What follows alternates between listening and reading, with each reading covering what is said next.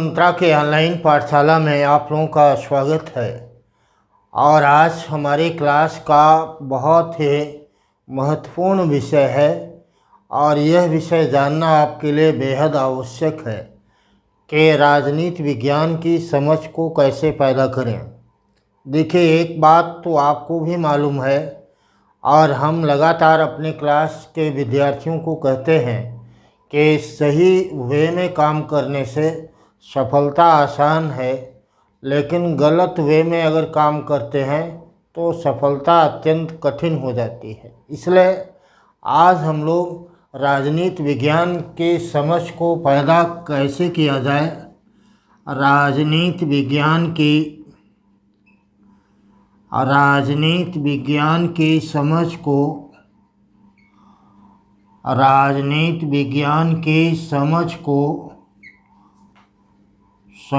को पैदा कैसे करें,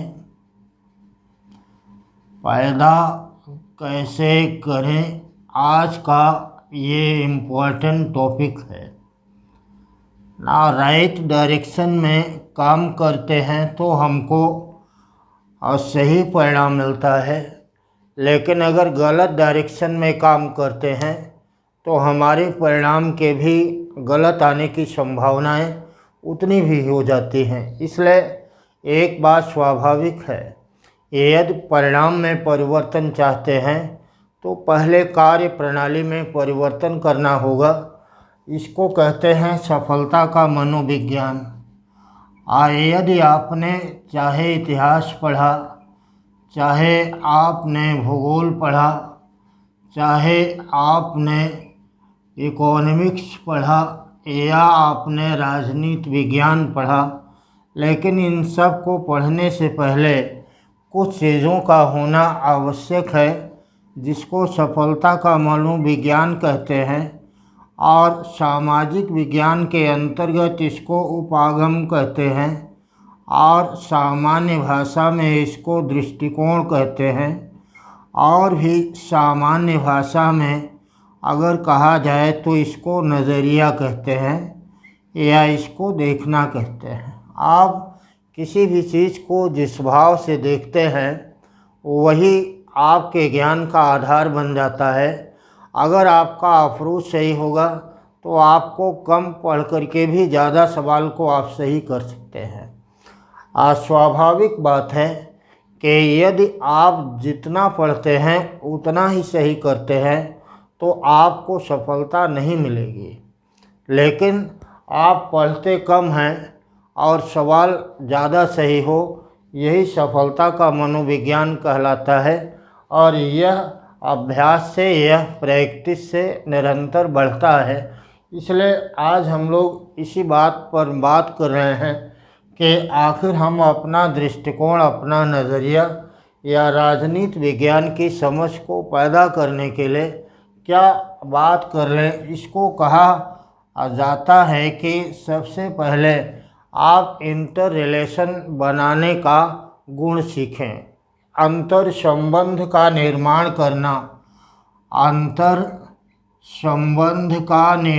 करना, यह इसका पहला आवश्यक समझ है। क्योंकि राजनीति विज्ञान को आपने सुना है कि यह एक सर्वोत्तम विज्ञान है, यह एक सर्वोच्च विज्ञान है, और इस बात को कहने का श्रेय राजनीति विज्ञान के पिता अरस्तु को जाता है। अरस्तु ने इस बात को कहा कि राजनीति विज्ञान एक ऐसा विज्ञान है जो सारे सामाजिक विज्ञान का ही नहीं बल्कि प्राकृतिक विज्ञान का भी आधार प्रस्तुत करता है। इसका साफ अर्थ है कि विज्ञान के समान हम इसका अध्ययन कर सकते हैं। आप विज्ञान के समान न केवल राजनीति विज्ञान का बल्कि इतिहास का, भूगोल का, सब का भी अध्ययन आप विज्ञान के ही समान कर सकते हैं। विज्ञान के समान अध्ययन करने की बात हम आपसे कर क्यों रहे हैं, आपके मन में यह सवाल आ रहा होगा। इसलिए कर रहे हैं क्योंकि राजनीति विज्ञान में पाश्चात्य राजनीतिक विचारक, राजनीति शास्त्र का सिद्धांत, भारतीय राजनीतिक विचारक, भारत का संविधान और इतना संसार का बृहद संविधान जिसमें 395 अनुच्छेद, 12 अनुसूचियाँ और 22 भाग अंतर्वलित हैं। और इसके साथ साथ अगर नेट जेआरएफ और पीजीटी की तैयारी कर रहे हैं तो लोक प्रशासन, तुलनात्मक राजनीति विज्ञान, अंतर्राष्ट्रीय राजनीति का भी आपको अध्ययन करना है। और यह पूरा पैटर्न, पूरा सिलेबस बीए प्रथम वर्ष, द्वितीय वर्ष, तृतीय वर्ष और एमए प्रथम वर्ष और फाइनल ईयर को मिला करके बनाया गया है। कहने का से साफ है, जिसका अध्ययन आप एकेडमिक पढ़ाई के दौरान 5 वर्ष में किए हैं, वह आपको अब पढ़ना है कितने समय में? केवल 6 माह और 6 घंटे में। आपने एक बात याद कर लिया, हमारा मिशन है 6 माह और 6 घंटा।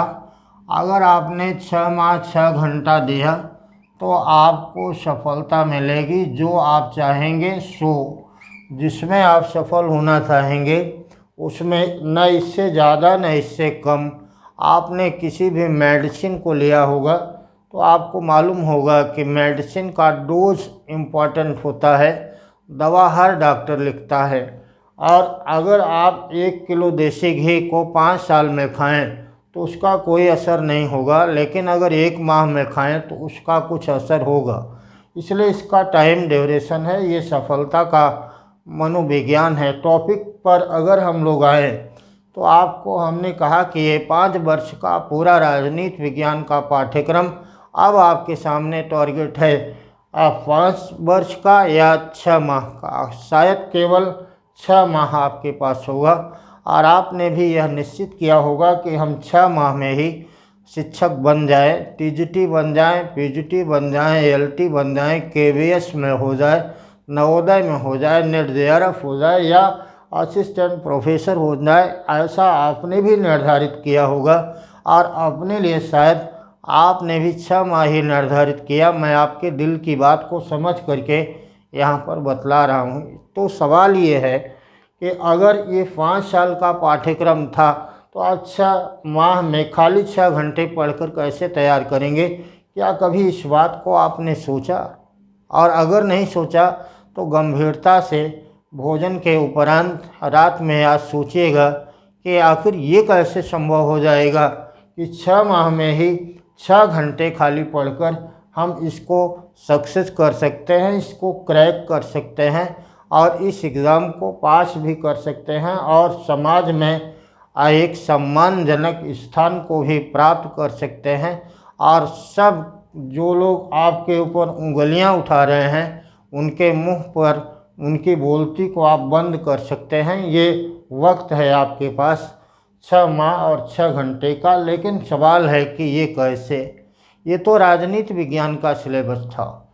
टीजीटी और एलटी की अगर बात करें तो इसमें इतिहास भी आएगा, उसमें भी प्राचीन इतिहास, मध्यकालीन इतिहास और आधुनिक इतिहास। भूगोल और ज्योग्राफी का भी सिलेबस ऐसे ही वाइड है। इनमें से किसी 2 को आप रखते हैं तो आप टीजीटी और एलटी का एग्ज़ाम देते हैं। कहने का आशय इतना ब्रॉड है सिलेबस कि अगर आपने अप्रोच का डेवलपमेंट नहीं किया तो आप सफल तो हो ही नहीं सकते। खाली तैयारी की औपचारिकता पूरी कर सकते हैं।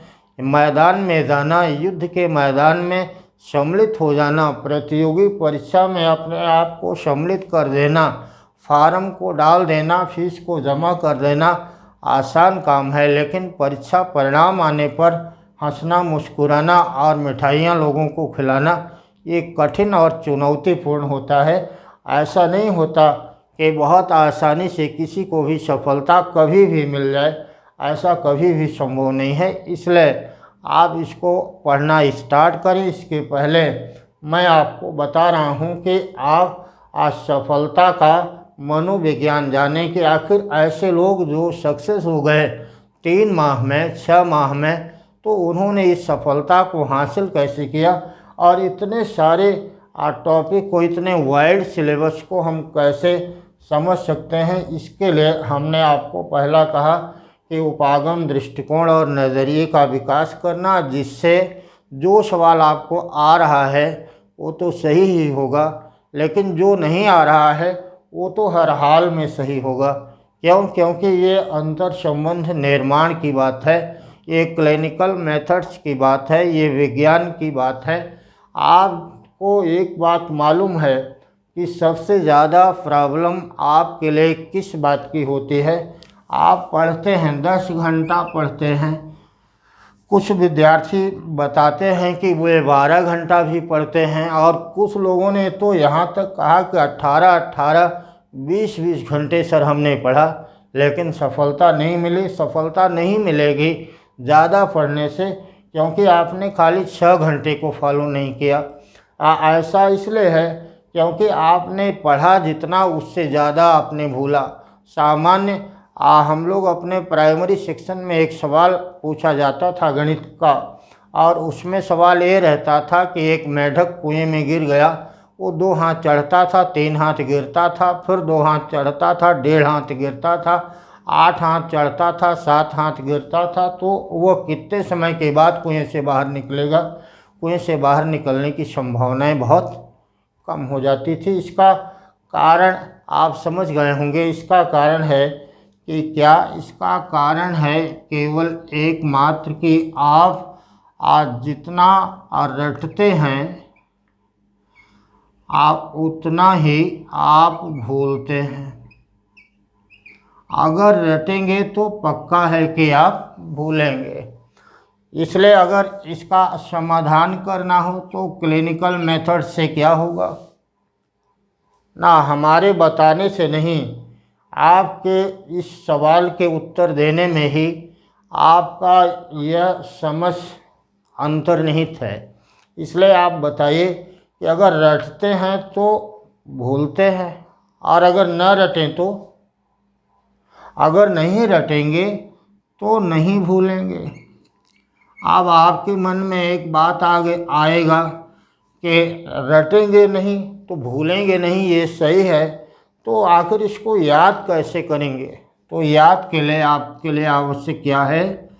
देखिए, याद के लिए आवश्यक है आपकी समझ, और यह समझ क्या होती है? सर्व व्यापक। यह इतिहास पर भी लागू है, यह भूगोल पर भी लागू है, यह राजनीति विज्ञान पर भी लागू है, यह इतिहास पर भी लागू है। क्योंकि सर्वव्यापकता किसका लक्षण है?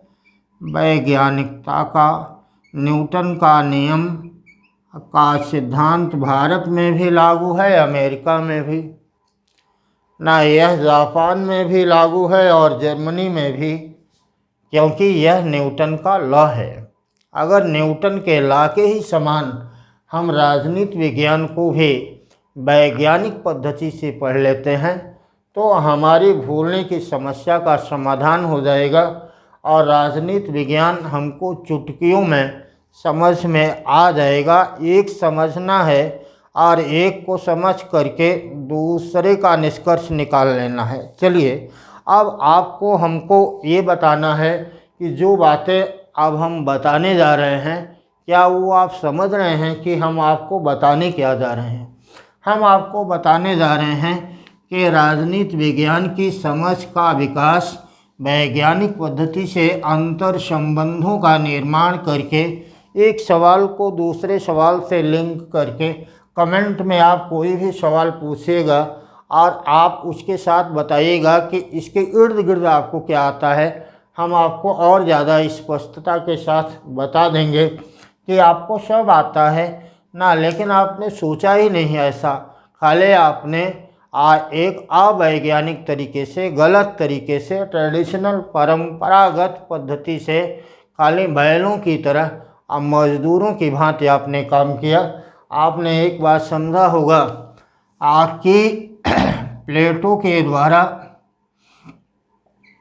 कहा गया था कि व्यक्ति में गुण होता है, गुण से व्यक्ति के प्रवृत्ति या भावनाएं बनती हैं, और इन्हीं भावनाओं से व्यक्ति किस वर्ग में जाएगा यह निर्धारण होता है। मतलब क्या है? मतलब यह है कि आपकी आदत ही क्या है, आपके वर्ग का निर्धारण करती है, क्योंकि आदत से गुण का, गुण से प्रवृत्ति का, प्रवृत्ति से वर्ग का निर्माण होता है। आप शिक्षक वर्ग में जाएंगे, आप प्रशासनिक वर्ग में जाएंगे, आप किस क्लास में जाने वाले हैं, इसका निर्धारण केवल और केवल आपके आदत से होता है। इसलिए सबसे पहले आपने अगर एग्ज़ाम दिया, दुर्भाग्यवश किन्हीं कारणों से 1 या 2 नंबर से नहीं हुआ, या आप नव प्रवेशी हैं, पहले उन आदतों को अपने अंतःस्थल में खोजने का प्रयास करें जो आपको निरंतर पीछे ले जाता था। उन बुरी आदतों को आप हटा दें, क्योंकि बुरी आदत का होना उतना गलत नहीं है जितना गलत है बुरी आदत को पाल पोष कर मजबूत बना देना। अक्सर हम क्या करते हैं कि हमारी गलत आदतें क्या, आपने देखा होगा, पढ़ना है आपको सिंपल, उसके बाद आपको क्या करना है, लिखना है, उसके बाद पढ़ना लिखना और समझना, ये 3 नाक की बात आपको खाली करना है। सिंपल है, आपने किसी को पढ़ा लिखा समझा और उसके बाद इसका असेसमेंट कर लिया, इसका मूल्यांकन कर लिया। मान लीजिए आपने प्लेटो को पढ़ा, एक रीडिंग मार लिया खट से 5 मिनट में, 10 मिनट में, 1 घंटे में, और उसके बाद आपने जो अंडरलाइन किया था पढ़ते समय, स्केचिंग किया, उसको आपने अपने नोटबुक में लिख डाला। उसके बाद लिखने के बाद आपने समझने का प्रयास किया कि प्लेटो ने आखिर न्याय सिद्धांत को क्यों बतलाया। आप देखेंगे कि न्याय सिद्धांत का अर्थ है, न्याय सिद्धांत में प्लेटो ने क्या कहा है। न्याय सिद्धांत में प्लेटो ने कहा कि प्रत्येक व्यक्ति अपने निश्चित स्थान पर निश्चित कार्य को करे और दूसरे के कार्य में वह हस्तक्षेप न करे।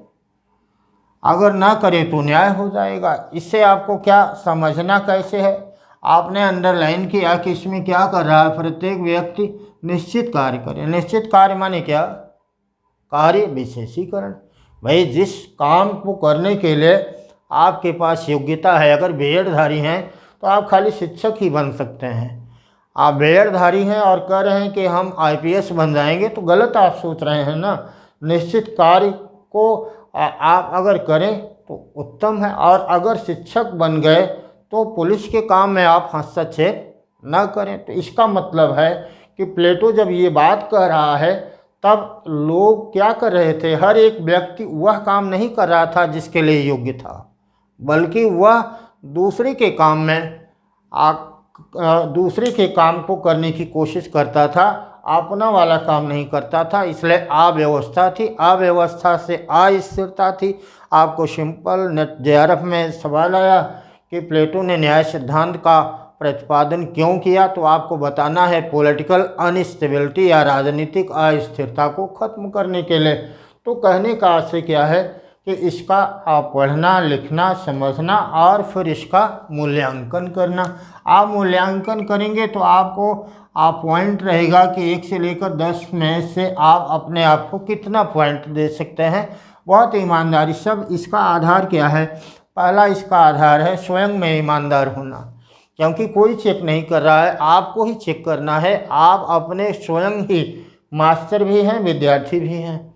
अब आप अपने को चेक करके कितना दिए, 1 से लेकर के 10 में से जो नंबर आपने दिया, तो इस नंबर का भी आधार क्या है, विगत वर्ष का आया हुआ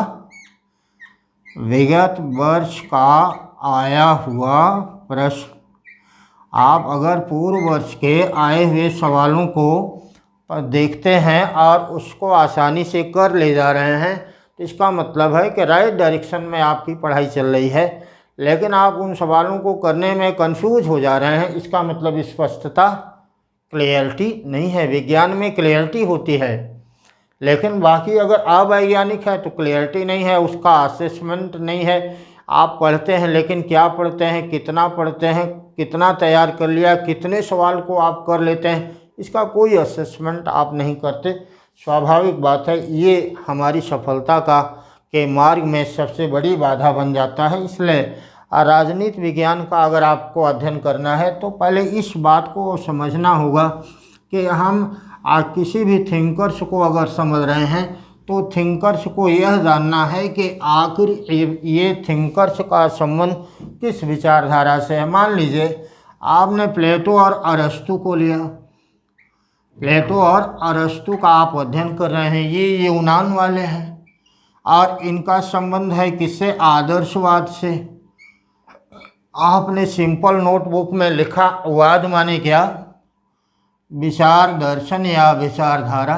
आदर्श माने क्या होता है? अच्छा ना गुड, ये आइडिया होता है ना, अच्छा होगा। आदर्श माने जो समाज के मानकों पर खरा उतरे उसको हम अच्छा कहते हैं, इसलिए ये आदर्शवाद है। आदर्शवाद में किसको बड़ा माना जाएगा? व्यक्ति अपने को बड़ा मानेगा या समाज को? अपने आप आपको सवाल का उत्तर मिल रहा होगा। ये राज्य को बड़ा मानेगा, ये समाज को बड़ा मानेगा। इसलिए आदर्शवाद में किसकी सर्वोच्चता होगी? आप क्या बताएंगे? सर्वोच्चता होगी राज्य और समाज की। अब हम सवाल पूछते हैं, प्लेटो ने किसको सर्वोच्च माना? व्यक्ति को, संघ को, समुदाय को या राज्य को? आप उत्तर स्वाभाविक बताएंगे, किसको? राज्य को। अरस्तु ने किसको माना? राज्य को। और आदर्शवादी आधुनिक काल के हैं, हेगेल, कांट, फिख्ते ना, ब्रैडले और बोशांके, उन्होंने भी किसको माना? आपको आ गया निम्नलिखित में से कौन विचारक हैं जो राज्य को सर्वोच्च नहीं मानते? तो इसका मतलब है सर्वोच्च कौन नहीं मानेगा राज्य को? जो आदर्शवादी नहीं होगा। और आदर्शवादी नहीं होगा तो वो क्या होगा? उदारवादी होगा। उदारवाद का अदर नेम क्या है? व्यक्तिवाद। इसका मतलब है जो व्यक्ति पर केंद्रित विचार हो उसको व्यक्तिवाद कहते हैं। तो स्वाभाविक बात है कि यह व्यक्तिवाद है, तो इसमें क्या होगा? व्यक्ति बड़ा होगा। व्यक्ति बड़ा होगा तो व्यक्ति स्वार्थी होगा। स्वार्थी होगा लालची होगा। लालची होगा तो उसके पास धन होगा। धन होगा तो व्यापारी होगा। और अगर व्यापारी होगा तो व्यापार करता होगा। व्यापार करने से पहले उसने कल कारखाना लगाया होगा। कल कारखाने में उत्पादन हुआ होगा। उत्पादन से बिक्री हुई होगी और बिक्री से उसके पास धन और पैसा आया होगा। इसलिए ये पूंजीवादी है। इसलिए ये सबसे बड़ा किसको मानेगा? कर्ता धर्ता किसको मानेगा? कि सबका आयाम क्या है? सबका केंद्र कौन है? व्यक्ति है। तो कहने का आशय, अब हम आपसे सवाल करें कि हॉब्स ने किसको बड़ा माना? लॉक ने किसको बड़ा माना? जे.एस. मिल ने किसको बड़ा माना? या हर्बर्ट स्पेंसर ने किसको बड़ा माना? या एडम स्मिथ ने किसको बड़ा माना? तो सबको आप बताएंगे कि इन्होंने व्यक्ति को बड़ा माना है। उसकी तुलना में राज्य की भूमिका को न्यूनतम बनाने का समर्थन किया। स्वाभाविक बात है, क्योंकि यह एक कॉन्सेप्चुअल कार्यक्रम है और इस कॉन्सेप्चुअल कार्यक्रम के द्वारा आपको खाली समझना है। आप रट करके राजनीति विज्ञान की तैयारी तो कम से कम बाकी किसी का भी आप कर लें। प्लासी का युद्ध कब हुआ? बक्सर का युद्ध कब हुआ? तराइन का युद्ध कब हुआ? यद्यपि इतिहास में भी ऐसा सवाल अब तो आ नहीं रहा है, क्योंकि सारे विद्यार्थियों ने इस बात को कहा कि इतिहास के कारण नहीं हुआ और खाली राजनीति विज्ञान के कारण हो गया, क्योंकि राजनीति विज्ञान का 63 में 60 सवालों को उन्होंने सही कर दिया। तो यहाँ पर सवाल यह है कि अगर आपका कॉन्सेप्ट क्लियर नहीं है तो आप सवालों को सही नहीं कर सकते हैं। इसलिए राजनीति विज्ञान की समझ को पैदा करने के लिए पॉलिटिकल थॉट्स के संदर्भ में जहाँ तक आज हमने आपसे जिक्र किया, आप ओ.पी. गावा की किताब, हमने पिछले क्लास में भी आपसे कहा है, पाश्चात्य विचारक पर आप ओ.पी. गावा की किताब को ले लें और उसको पढ़ें, या आपके पास कक्षा 11-12 की NCERT हो तो आप उसको पढ़ें। पढ़ने से आपको कंसेप्ट क्लियर होगा। अगर आप ये समझ रहे हैं कि बिना पढ़े ही एग्ज़ाम को पास कर जाएंगे तो परीक्षा परिणाम आएगा और आपको मायूसी लगेगी। इसलिए मायूस आप न हों। बाद में मैं आपको एक बार फिर अलर्ट कर रहा हूँ, किस बात के लिए? 6 माह और 6 घंटे के लिए, लेकिन समझदारी के साथ अलर्ट होकर के। अक्सर आपने देखा होगा कि ड्राइवर के पास में एक चित्त लगा रहता है, सावधानी हटी दुर्घटना घटी। इसलिए यह कभी मत हो दुर्घटना न हो। अपनी समझ को विकसित करें, कंसेप्ट के आधार पर राजनीति विज्ञान का अध्ययन करें। मेरी शुभकामना है। इन्हीं शब्दों के साथ आज का यह क्लास ख़त्म करता हूँ। अगले क्लास में हम लोग फिर मिलेंगे। तब तक के लिए धन्यवाद। जय हिंद।